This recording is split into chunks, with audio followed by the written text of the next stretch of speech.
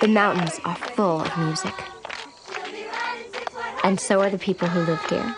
She'll be riding 6 white horses, she'll be riding 6 white horses, she'll be riding 6 white horses when she comes. Come on, Miss Christy, come sing with us. All right. Oh, we'll all go out to meet her when she comes. Oh, we'll all go out to meet her, yes, we'll all go out to meet her, yes, we'll all go out to meet her when she comes.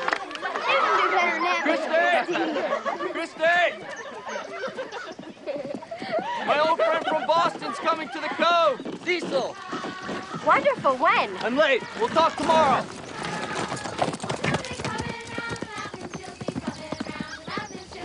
Where's the preacher off to in such a hurry? And carrying a gun. You ever seen a face to beat that? Once in El Pano. Never forget her. Sarah Bell. Doesn't have the face or the form of my Megan McGee. She's a beauty all the same. You want to borrow her for the day, Reverend? Then again, maybe you'd like to sniff one out for yourself. What's her name? Buhner. That's a funny name. That was my mother's name.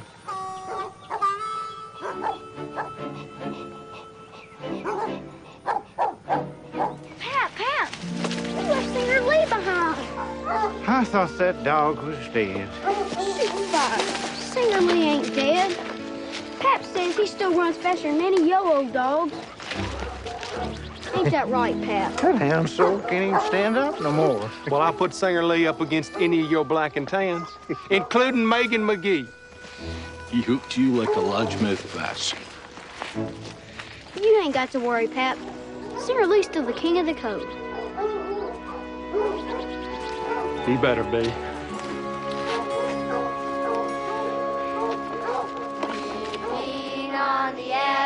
God didn't bless me with the beautiful voice I longed for. Instead, he humbled me with a visit from a true songbird and taught me that music is in the ears of the behearer. Leaning, safe and secure from all alarms. It's an angel, sure. It's better. She's living and breathing. Leaning on the everlasting arms. Teacher. Must be him. Vime. You're Sissel? Only to David. It's Sissel. Sissel Jorgenson. David's childhood friend. Oh, his oldest and very best. And you must be Miss Alice. No, I'm Christy Huddleston, David's teacher. You must teach him to write to old friends about new ones.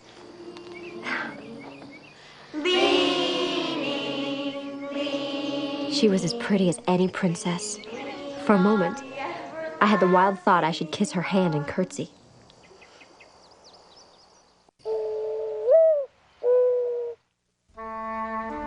The Great Smokies. When I left my city home to be a school teacher at a backwoods mission, I dreamed of adventure. I wasn't ready for the real challenges of life in these mountains. I'd have given up, if not for the children. I came to Cutter Gap to teach, but they show me every day that I'm here to learn.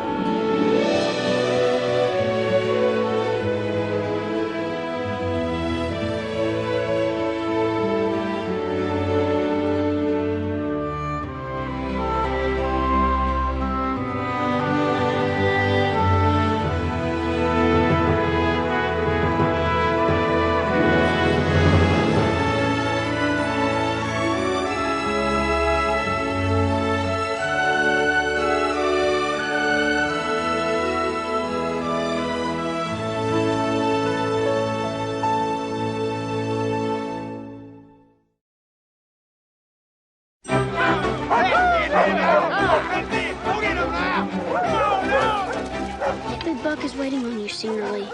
Find him. Come on.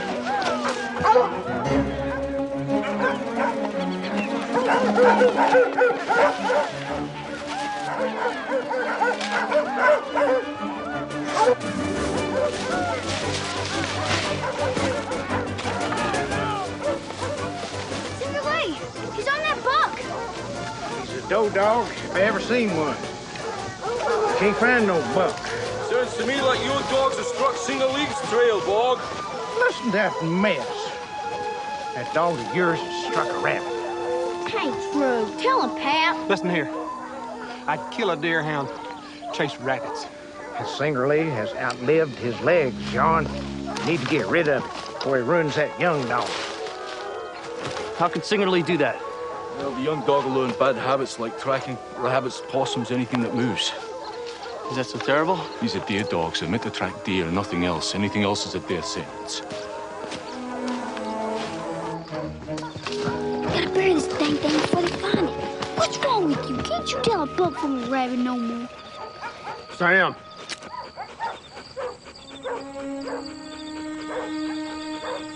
Get that dog off this hunt. David was rushing out this morning when your telegram arrived. He was so excited his old friend Sissel was coming. Oh, careful of the mud. Oh, thank you. I ruined 4 pairs of slippers dancing at my cousin's wedding. Atlanta was heavenly. David should have been there. Martha's father imported hundreds of spiders from the islands to spin the most incredible webs in all their oak trees.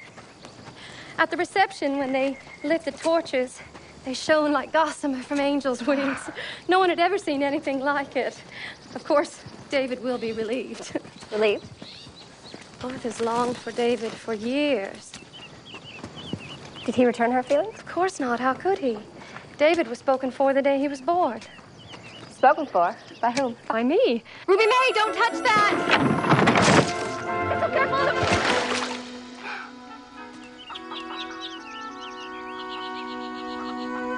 the... David had been spoken for.